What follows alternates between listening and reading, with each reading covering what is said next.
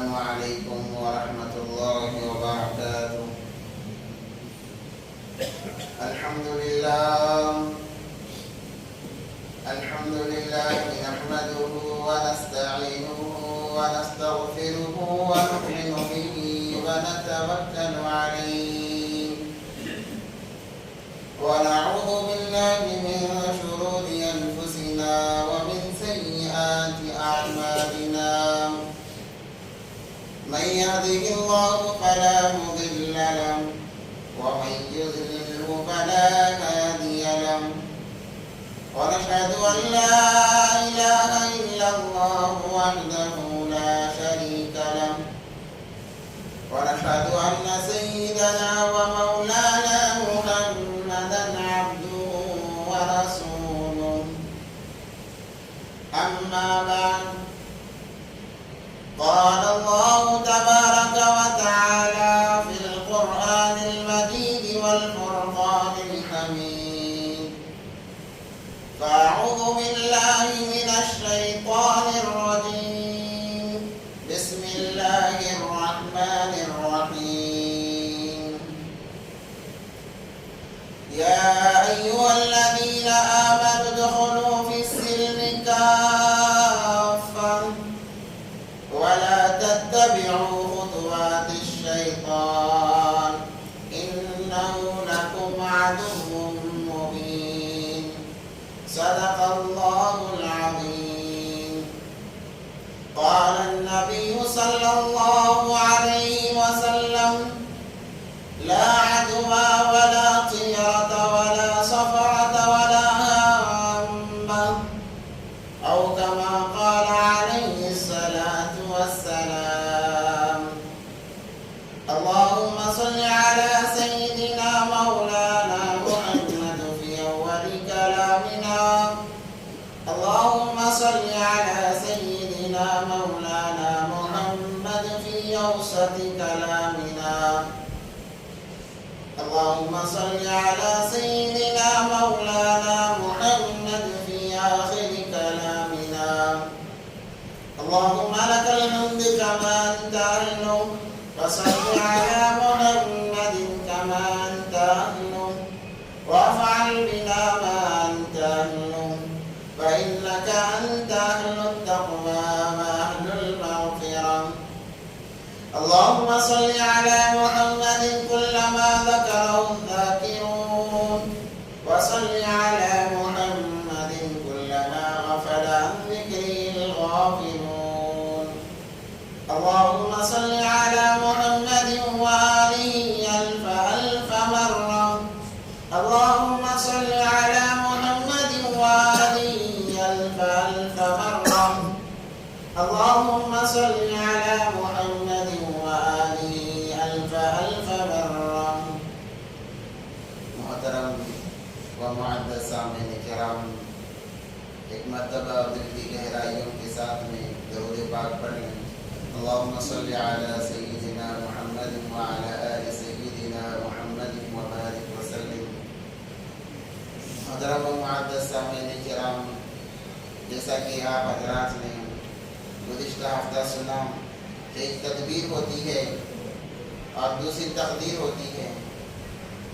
تدبیر انسان کی طرف سے ہوتی ہے اور تقدیر اللہ تبارک و تعالی کی طرف سے ہوتی ہے. اور جب انسان اللہ تبارک و تعالی کی شریعت سے ہٹ کر احکام خداوندی نبی پاک صلی اللہ علیہ وسلم کے طریقے سے ہٹ کر تدبیر بناتا ہے تو ہمیشہ ان تدابیر پر تقدیریں ہمیشہ غالب رہتی ہیں.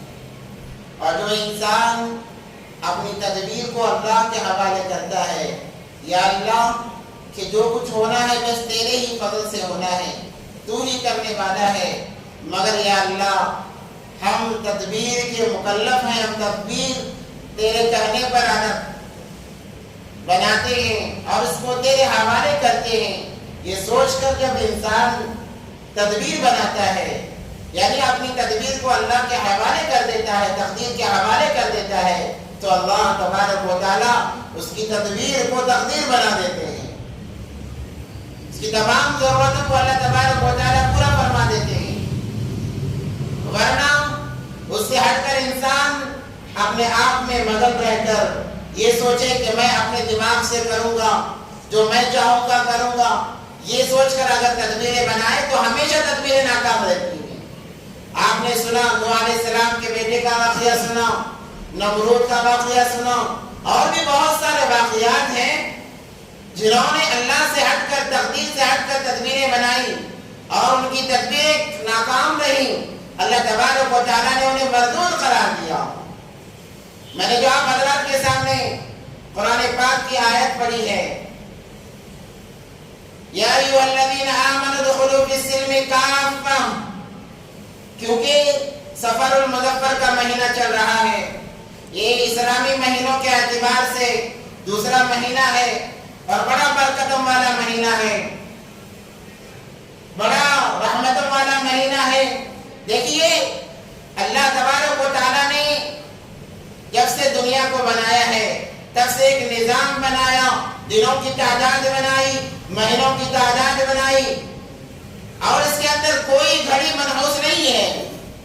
یہ ہمارے خیالات کے اندر ہے کہ محرم کا مہینہ آیا، غم غباری کا مہینہ، سفر کا مہینہ آیا، یہ منحوس مہینہ ہے، اس کے اندر اچھے کام نہیں کرنے چاہیے۔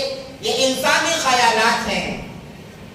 دین سے دور ہونے کی وجہ سے، دین سے وابستگی نہ ہونے کی وجہ سے یہ گھڑی ہوئی باتیں ہیں، اس کی کوئی حقیقت نہیں ہے۔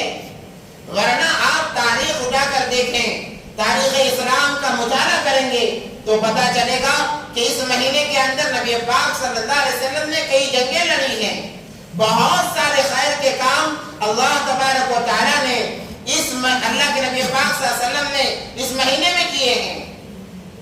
مگر چونکہ انسان جب دین سے دور ہوتا ہے تو وہ اپنی من چاہی زندگی گزارنے پر آمادہ ہوتا ہے، یعنی جو اس کے دماغ میں آتا ہے انسان یہ سمجھتا ہے کہ یہی دین ہے۔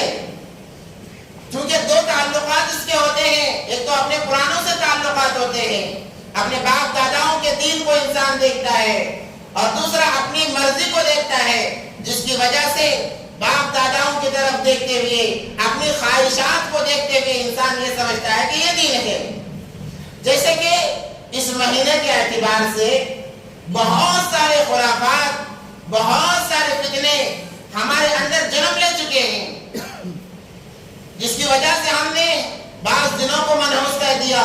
بعض لوگ کہتے ہیں چار شنبے کا دن، بدھ کا دن منحوس دن ہے، اس کے اندر کوئی کام نہیں ہوتا۔ اگر آپ احادیث کا مطالعہ کریں گے، آپ احادیث کو پڑھیں گے، اور اکابرین کا معمول رہا ہے کہ ہر کام چار شنبے کے دن شروع کیا کرو، کیونکہ اللہ کی مدد ہوتی ہے، اور چار شنبے کے دن جو کام شروع کیا جاتا ہے اللہ اس کو مکمل فرماتے ہیں۔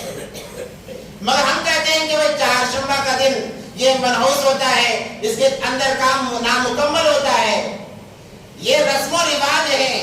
ہمارا دین، ہمارا اسلام، ہماری شریعت رسم و رواج سے بالکل پاک و صاف ہے۔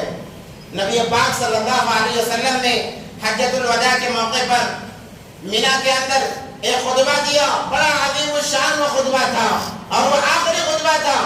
نبی پاک صلی اللہ علیہ وسلم نے فرمایا، 1.25 لاکھ صحابہ کرام رضوان اللہ علیہم اجمعین وہاں موجود تھے اس خطبے کے اندر۔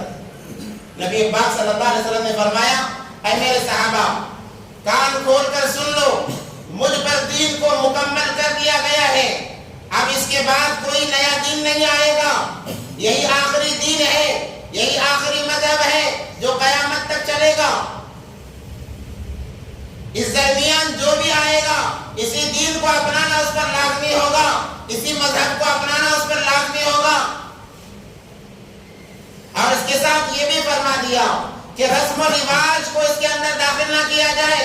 اليوم اکملت لکم دینکم واتممت علیکم ونعمتی ورضیت لکم الاسلام دینا، کہ آج کے دن میں اللہ تبارک و تعالیٰ نے دین کو کامل اور مکمل کر دیا ہے۔ یہ قرآن کی آیت ہے۔ ہم ذرا سوچیں کہ اللہ تبارک و تعالیٰ نے تو نبی پاک صلی اللہ علیہ وسلم پر دین کو کامل اور مکمل کر دیا، اب اس کے بعد کوئی دین نہیں ہے۔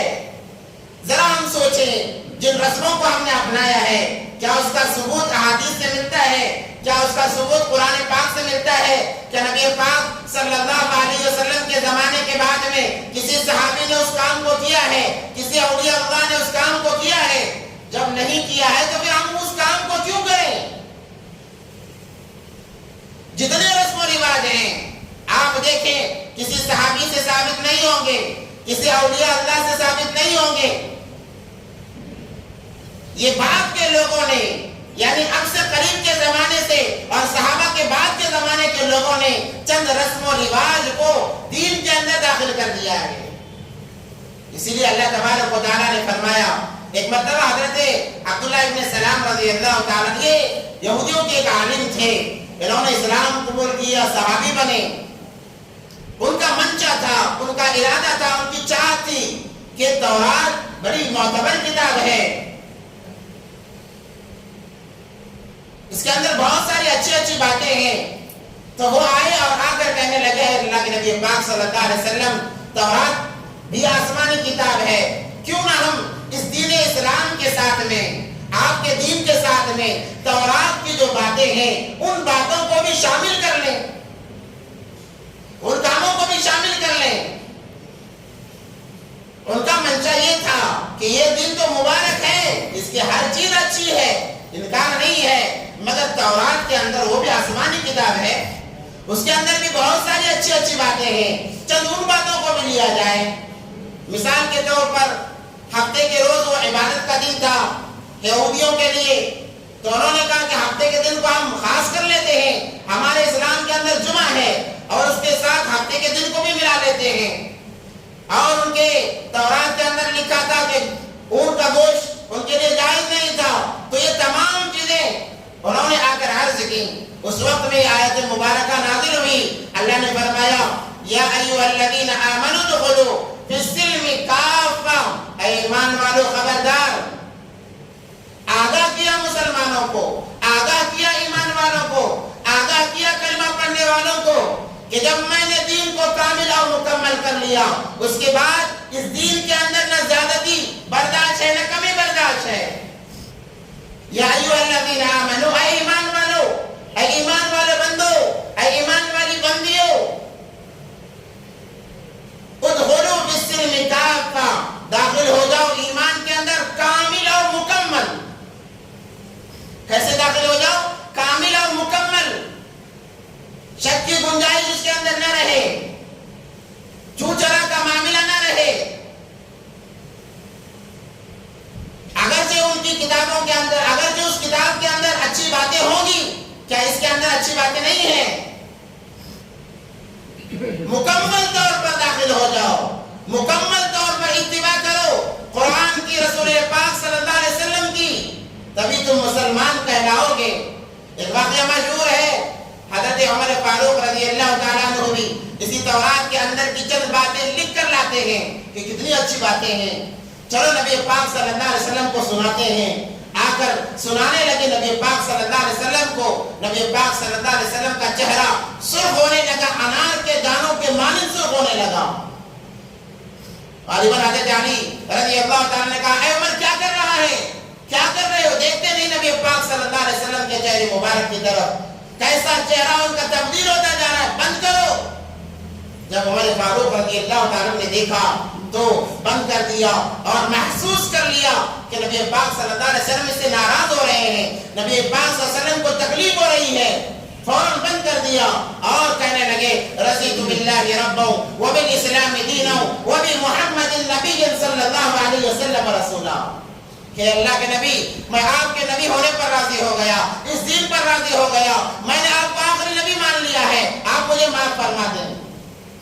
اس کے بعد میں نبی پاک صلی اللہ علیہ وسلم نے فرمایا اے عمر جان لے، جس کتاب کا حوالہ تو پیش کر رہا ہے، جس کتاب کی باتیں تو پیش کر رہا ہے، وہ کتاب جس نبی پر نازل ہوئی حضرت موسیٰ علیہ نبی علیہ السلام، اگر وہ بھی آ جائے تو میرے لائے ہوئے دین میں انہیں نجات ملے گی.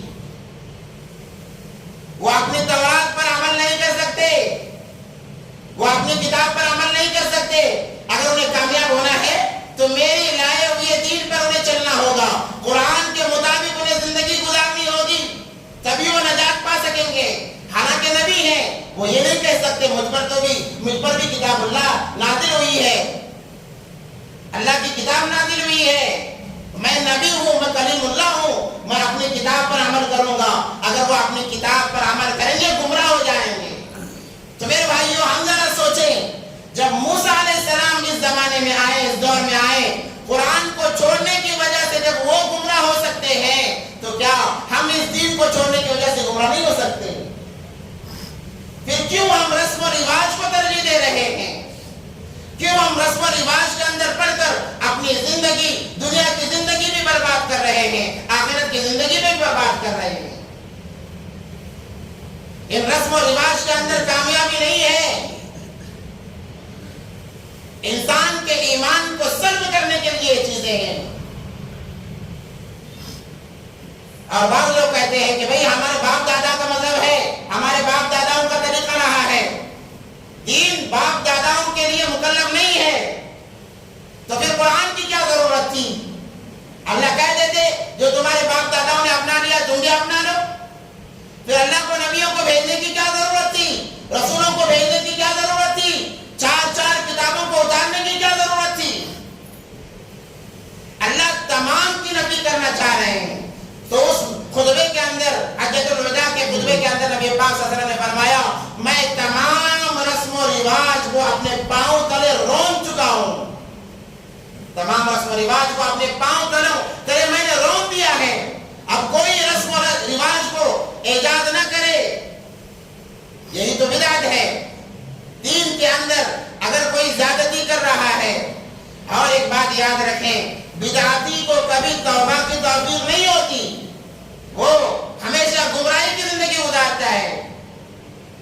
کیوں؟ اس لیے کہ وہ دین کے اندر زیادتی کر رہا ہے, اپنے دماغ کے حساب سے وہ دین کو اپنانا چاہتا ہے, تو زیادتی ہو گئی, اور اس کو وہ ثواب سمجھتا ہے, عبادت سمجھتا ہے.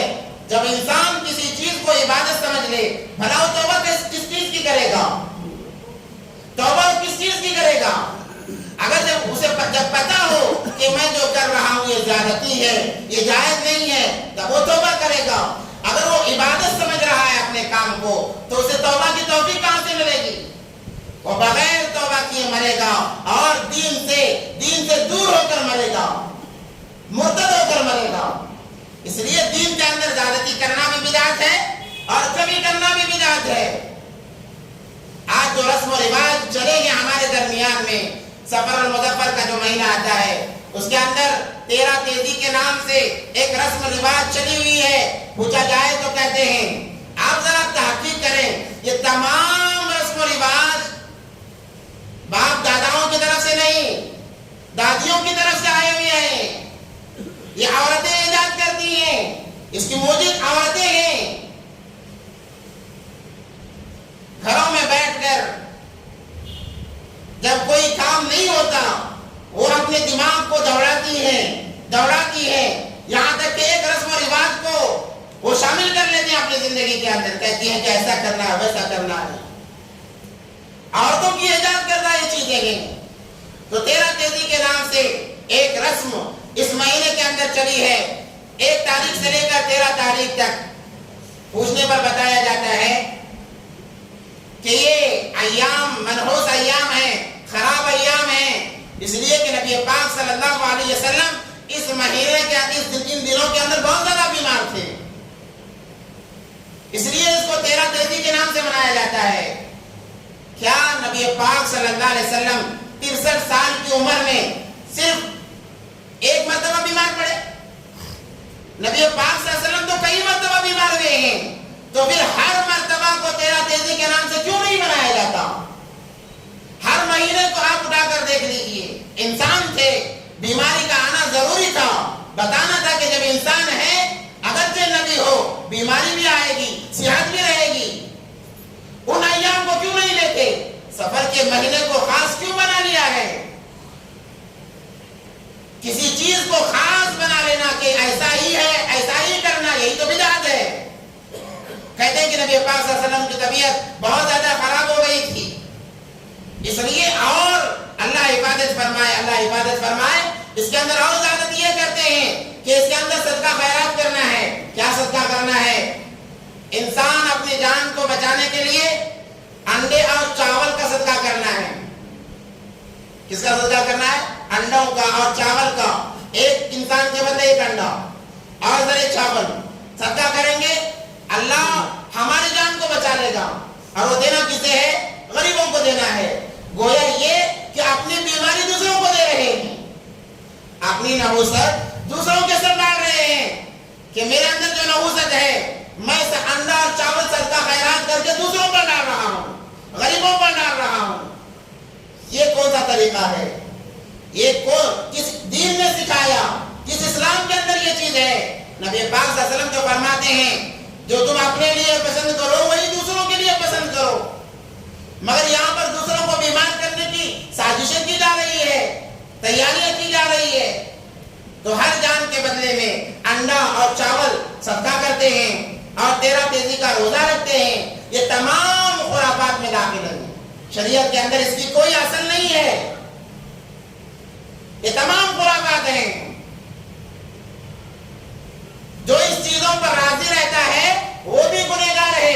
دیکھو ایک انسان گناہ کرتا ہے، آپ سوچیں گے چلو ہم نہیں کرتے، عورتیں کرتی ہیں، وہ جانے اللہ جانے.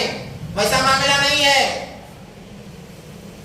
کل قیامت کے دن اللہ تبارک و تعالیٰ ذمہ دار سے سب سے پہلے پوچھیں گے اگر میں اپنے گھر کا ذمہ دار ہوں اللہ مجھے بنائیں گے میری اولاد کے بارے میں، میری بیوی کے بارے میں، میرے ماتحت جن کا میں خرچہ برداشت کرتا ہوں، اللہ ان کے دین کے بارے میں پوچھیں گے. میں نے اتنے لوگوں پر تمہیں بڑا بنایا تھا، بتاؤ تم نے ان کے دین کے لیے کیا فکر کی ہے؟ بعض مرد کہتے ہیں کہ یہ ہماری ذمہ دار نہیں ہے، یہ عورتیں کرتی ہیں، ہماری بات تو سنتی نہیں ہے، ہم اس سے بری ہیں. ایسا نہیں ہے. ایک گناہ کرنے والا ہے، ایک گناہ کو دیکھنے والا ہے اور ایک خاموش رہنے والا ہے. ایک گناہ کرنے والا ہے، گناہ کو دیکھ کر خاموش رہنے والا ہے. وہ گناہ کا ساتھ نہیں دے رہا ہے مگر خاموش رہ رہا ہے. تو جتنا گناہ کرنے والے کو گناہ ہوتا ہے دیکھ کر خاموش رہنے والے کو بھی اتنا ہی گناہ ہوتا ہے. نبی پاک صلی اللہ علیہ وسلم کی وہ حدیث میں بار بار بیان کرتا ہوں، من رأى منکم منکرا، تم میں سے جب کوئی غیر معمول کے مطابق بات دیکھے، کوئی گناہ کی بات دیکھے، من رأى منکم منکرا فلیغیرہ بیدہ، نبی پاک صلی اللہ علیہ وسلم نے فرمایا کہ جاؤ اپنے ہاتھ سے اس کو روکو. اگر اللہ نے طاقت دی ہے جاؤ ہاتھ سے روکو. فَإِن لَّمْ يَسْتَطِعْ فَبِلِسَانِهِ، اگر تمہارے اندر اتنی طاقت نہیں ہے کہ تم جا کر ہاتھ سے روک سکو، مقابلہ کر سکو. نبی پاک صلی اللہ علیہ وسلم نے فرمایا کہ زبان سے مقابلہ کرو، زبان چلاؤ، زبان کو حرکت میں لاؤ اور کہو کہ جو تم کر رہے ہو وہ غلط چیز ہے، وہ صحیح نہیں ہے. زبان کا استعمال کرو، مجمع کے اندر اس کو حرکت میں لاؤ، انفرادیت کے ذریعے سے سمجھاؤ. وَإِن لَّمْ يَسْتَطِعْ فَبِقَلْبِهِ، اور کہا اگر زبان میں بھی اتنی طاقت نہیں ہے، اتنی ہمت نہیں ہے کہ زبان چلا سکے، کہہ سکے، نبی پاک صلی اللہ علیہ وسلم نے فرمایا کہ دل سے اس کو برا سمجھے اور اس سے جدائی اختیار کر لے، اس سے بیزاری اختیار کر لے، اس جگہ سے دور چلا جائے. وَذَلِكَ أَضْعَفُ الْإِيمَانِ، نبی پاک صلی اللہ علیہ وسلم نے فرمایا کہ یہ ایمان کا سب سے آخری درجہ ہے، اس کے بعد کوئی ایمان کا درجہ نہیں ہے. اور ہم کیا کر رہے ہیں؟ کیا عورتیں کرتی ہیں، ہم نے منع کیا مگر وہ سنتی نہیں ہے. الرجال قوامون علی النساء، کہ آدمی ہمیشہ مردوں پر قابض رہتا ہے، عورتوں کو مردوں کے حوالے کیا اللہ تبارک و تعالیٰ نے. اور یہ مرد کہہ رہا ہے کہ وہ ہماری باتیں نہیں سنتی ہیں. دنیاوی معاملے میں ہم اپنی سنا لیتے ہیں، منوا لیتے ہیں، دین کے معاملے میں کیوں نہیں؟ تو جو دیکھ کر جب گناہ ہو رہا ہے اس کو دیکھ کر اگر ہم خاموش رہے گویا ہم اس گناہ کا تعاون کر رہے ہیں، ساتھ دے رہے ہیں. تو ہم بھی برابر کے شریک ہو گئے اس کے اندر، ہم بھی برابر کے شامل ہو گئے اس کے اندر. اس لیے جب کوئی برائی دیکھے، جب کوئی گناہ دیکھے، اپنے ہاتھ سے روکنے کی کوشش کرے. طاقت نہیں زبان سے کوشش کرے، اور اگر اتنی بھی طاقت نہیں ہے تو دل سے برا سمجھے اور اس سے الگ ہو جائے، اس سے بیزاری کا اظہار کرے. یہ دین کی تعلیم ہے. اور اس کے اندر اور ایک رسم چلی نام سے، آخری چہارشنبے کے نام سے جب تحقیق کی گئی، پوچھا گیا کہ بھئی آخری چہارشنبہ کیا ہے؟ کہتے ہیں کہ نبی پاک صلی اللہ علیہ وسلم بیمار ہوئے تھے اور آخری چہارشنبے کو، اس مہینے کے آخری چہارشنبے میں ان کو اللہ نے صحت عطا فرمائی، تو نبی پاک صلی اللہ علیہ وسلم جا کر ہریالی پر قدم رکھا، انہوں نے سیر و تفریح کی اور پھر واپس آ گئے۔ تو یہ آج کا امتی، نبی کے محبت کا دعوے دار، کیا کر خاص کر عورتیں اس کے اندر، عورتیں، اس لیے ایک عورت 4 مردوں کو جہنم میں لے جانے کا ذریعہ بنتی ہے۔ 4 مردوں کو وہ عورت گھسیٹ کر جہنم میں لے جائے گی۔ ایک تو اس کا باپ ہے، دوسرا اس کا شوہر ہے، تیسرا اس کا بیٹا ہے، چوتھا اس کا بھائی ہے۔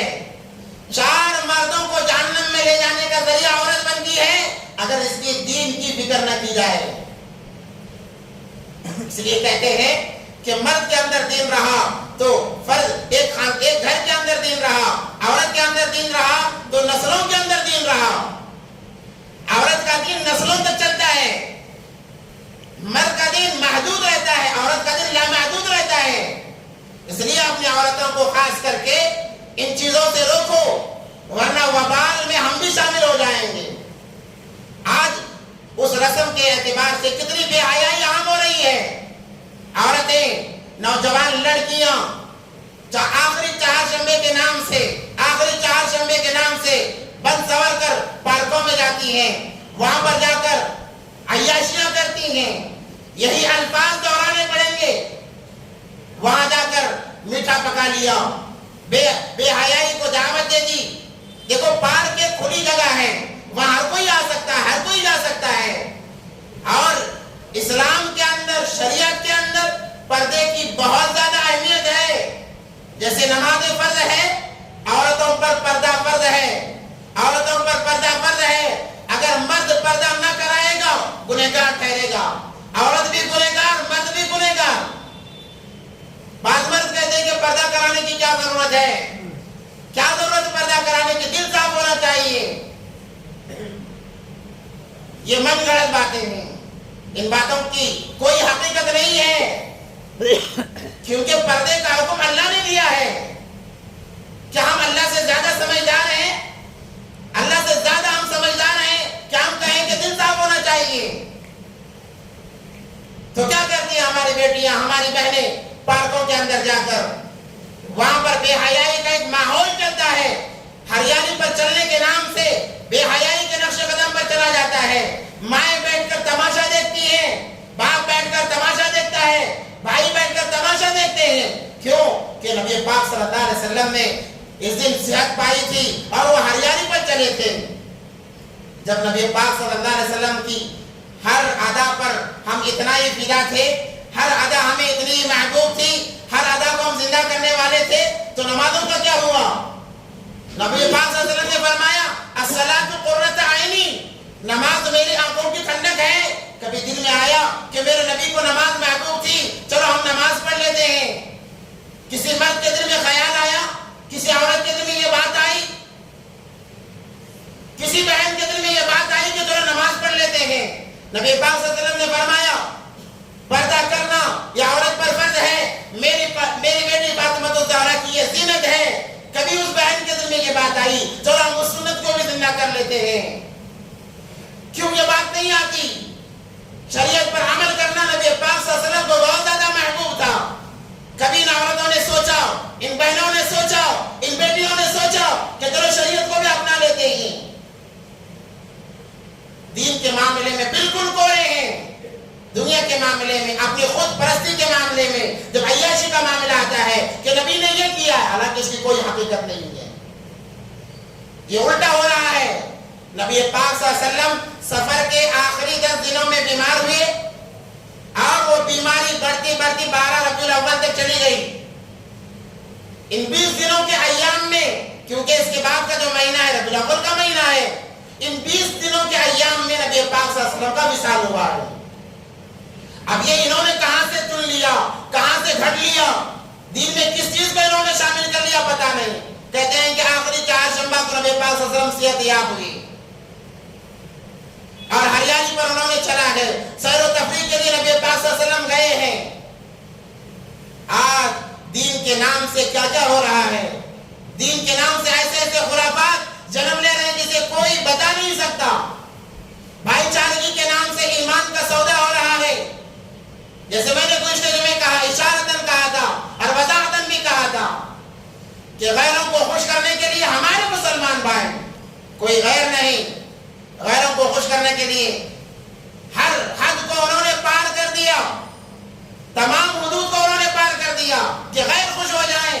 ارے اللہ کے بارے میں سوچو، یہ سوچو کہ اللہ خوش ہو جائے۔ غیروں کو خوش کرنے سے کیا کچھ فائدہ نہیں ہے، اللہ کو خوش کرو، اللہ دنیا بنائے گا، آخرت بھی بنائے گا۔ اللہ تمہاری دنیا بھی چمکائے گا، آخرت بھی چمکائے گا۔ غیر چاہے جتنے بھی خوش ہو جائیں، وہ ہمارا کبھی بھلا کرنے والے نہیں ہیں۔ صاف لفظوں میں کہہ رہا ہوں، آپ بلقیس بانو کا کیس آپ نے سنا ہوگا کہ اس کو جنہوں نے اس کا ریپ جن لوگوں نے کیا ان کو بری کر دیا گیا، ان کو آزاد کر دیا گیا۔ وہ بھی تو غیر تھے، وہ بھی تو پڑوس تھے۔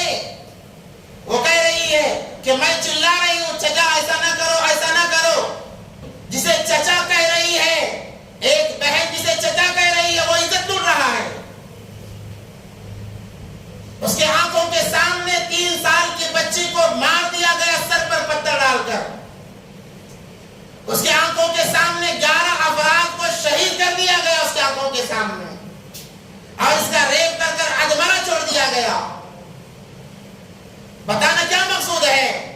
ہم یہ سوچتے ہیں کہ چلو وہ راضی ہو گئے، ہمارے ساتھ معاملہ صحیح کر لیں گے۔ یہ غلط فہمیوں کو دماغ سے نکالو، دین پر مقدم رہو۔ اللہ تبارک و تعالیٰ راضی ہو گئے، اللہ خود بخود راضی کرا دیں گے۔ اگر ہم نے اللہ کو ناراض کر کے مخلوق کو راضی کرنے کی کوشش کی، مخلوق راضی تو نہیں ہوگی، اللہ بھی ناراض ہو جائیں گے۔ جب اللہ ناراض ہو گئے، ہماری دنیا بھی برباد، ہماری آخرت بھی برباد ہے۔ تو میں کہہ رہا تھا کہ نبی پاک صلی اللہ علیہ وسلم کے نام سے ہم کیا کیا رسمیں ایجاد کریں گے۔ نبی پاک صلی اللہ علیہ وسلم نے تو کہا میں رسم و رواج کو روندنے کے لیے آیا ہوں، اور میں نے روند دیا ہے اپنے پاؤں تلے، اور ہم 13 تہذی منا رہے ہیں، اور ہم آخری چہار شبہ منا رہے ہیں۔ کیا کوئی بہن اس پارک کے اندر نماز کی پابندی کرتی ہے، پردے کی پابندی کرتی ہے، ذکر و اذکار وہاں پر کیے جاتے ہیں؟ اگر خوشی منانا ہے، چلو منع نہیں کیا جاتا، ایک حد تک مان بھی لیا جائے، حالانکہ اس کی گنجائش نہیں ہے، ثابت ہی نہیں ہے، تو گنجائش کہاں سے ہوگی؟ اگر خوشی منانا ہی ہے، گھر میں روزہ رکھتی، صدقہ خیرات کرتی، درود پاک کا اہتمام کرتی کہ چلو نبی پاک صلی اللہ علیہ وسلم اس دن سے دیاب ہوئے ہیں، ہم ان پر درود بھیجتے ہیں، ان کے نام سے صدقہ خیرات کرتے ہیں۔ اگر یہ بھی کر لیتے تو ایک حد تک جائز ہو سکتا تھا، مگر یہ بھی نہیں ہے، وہاں بے حیائی ہو رہی ہے، غیر آ کر دیکھ رہا ہے، نامحرم کی نظریں پڑ رہی ہیں۔ فقہا فرماتے ہیں، فقہا کا قول نقل کر رہا ہوں، فقہا فرماتے ہیں جب عورت بن سور کر تیار ہو کر بازار میں بغیر پردے کے نکلتی ہے، بغیر کسی چیز کا لحاظ کر کے نکلتی ہے، فقہا فرماتے ہیں آنے کے بعد اس پر غسل واجب ہو جاتا ہے۔ یہ جا کر بتائیں اپنے عورتوں کو، ضروری ہے ان تمام چیزوں کا جاننا، کیونکہ اس نے بن سور کے غیر محرموں کو زنا کی دعوت دی ہے، زنا کی دعوت دی ہے، جو علماء فرماتے ہیں اس عورت پر غسل واجب ہو جاتا ہے۔ یہ فقہا کا قول نقل کر رہا ہوں۔ تو پارکوں کے اندر یہی چیزیں ہوتی ہیں، اور یہ تمام کی تمام خرافات ہیں۔ سفر المظفر کا مہینہ بڑا مبارک مہینہ ہے، اس کے اندر کوئی کام کرنے سے منع نہیں کیا گیا، بلکہ بہتر مہینہ ہے، کوئی دن منحوس نہیں ہے، ہر دن آپ کچھ نہ کچھ کام کرو، آپ کو منع نہیں کیا گیا، روکا نہیں گیا ہے۔ ان رسم و رواج کو اپنے دماغوں سے نکالو، اسی لیے اللہ نے فرمایا یا ایھا الذین آمنوا ادخلوا فی السلم کافہ، مکمل آؤ، تبھی ایمان والے کہلاؤ گے، تبھی تمہارے ساتھ میں اللہ کے وعدے مکمل ہوں گے۔ آدھا تیتر آدھا بٹیر یہ کام نہیں چلنے والا ہے، اسے منافق کہتے ہیں، منافقانہ چال کہتے ہیں۔ اور منافقین کے بارے میں آپ جانتے ہیں قرآن کیا کہتا ہے؟ ان المنافقین فی الدرک الاسفل من النار، کہ منافقین کے لیے، منافقین کو اللہ جہنم کے 7 حصے ہیں، سب سے نچلے حصے کے اندر جہاں آگ سب سے زیادہ ہوا کرتی ہے، عذاب جہاں سب سے زیادہ ہوا کرتا ہے، اللہ تبارک و تعالیٰ منافقین کو وہاں ڈالیں گے۔ کون منافق ہے؟ ظاہر مسلمان ہے، اندرونی اعتبار سے کوئی اور چیز اس کے اندر ہے۔ جب مسلمانوں سے ملتا ہے کہتا ہے کہ ہم مسلمان ہیں، ہم ایمان والے ہیں، اور جب غیروں کے پاس کہتا ہے کہتے ہیں کہ وہ بھی چلتا ہے یہ بھی چلتا ہے۔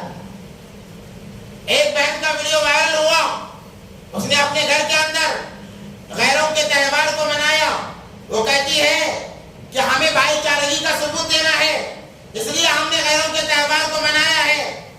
ہم یہ کہتے ہیں اگر تمہیں اتنا ہی اچھا ہے تو اپنا نام بدل دو اور غیروں کا نام اپنا لو، جیسے وسیم رضوی نے اپنا لیا ہے، اور نکل جاؤ، تمہیں کون منع کرتا ہے؟ تم آزاد ہو، مرنے کے بعد پتہ چلے گا کہ حقیقت کیا ہے۔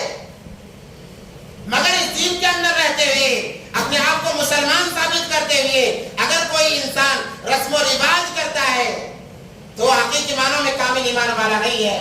اور اگلا جملہ اللہ نے فرمایا وَلَا تَتَّبِعُوا خُطُوَاتِ الشَّيْطَانِ، کہ یہ تمام چیزیں یہ نفس کے لیے ہیں، شیطان کی اتباع میں ہیں، شیطان کی پیروی میں ہیں، اور یہ تمام چیزیں انسان کو گمراہی تک لے جانے والی ہیں۔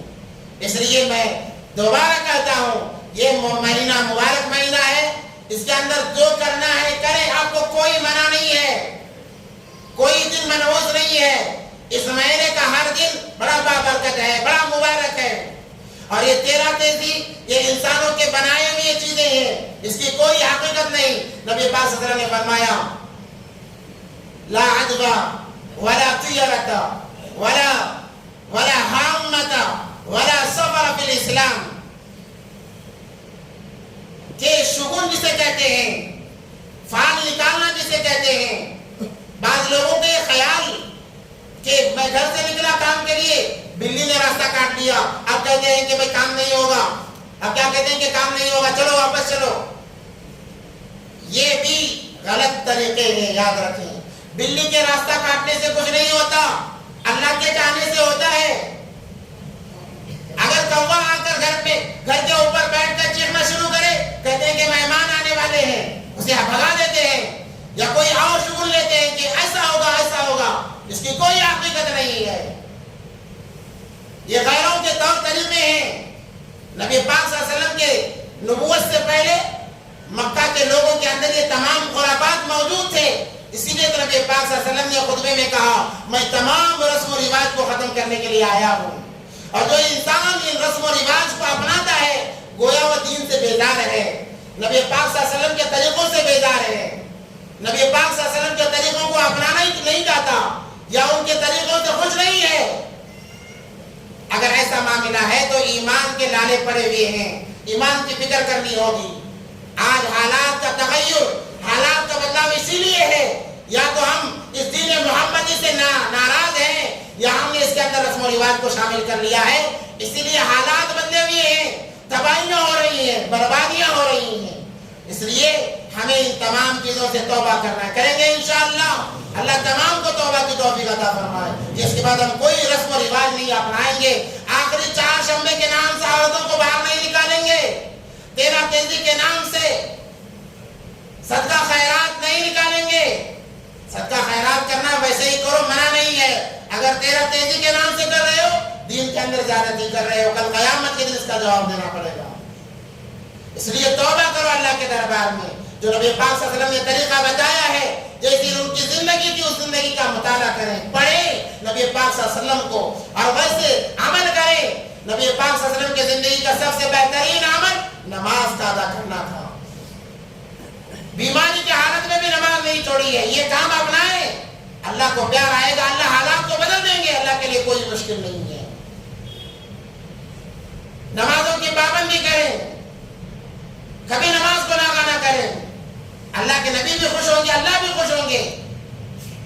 یہ کرنے کے کام ہیں. اور بچنے کے کام, تمام خرافات, تمام رسم و رواج کو چھوڑ دو, اللہ بچا لے.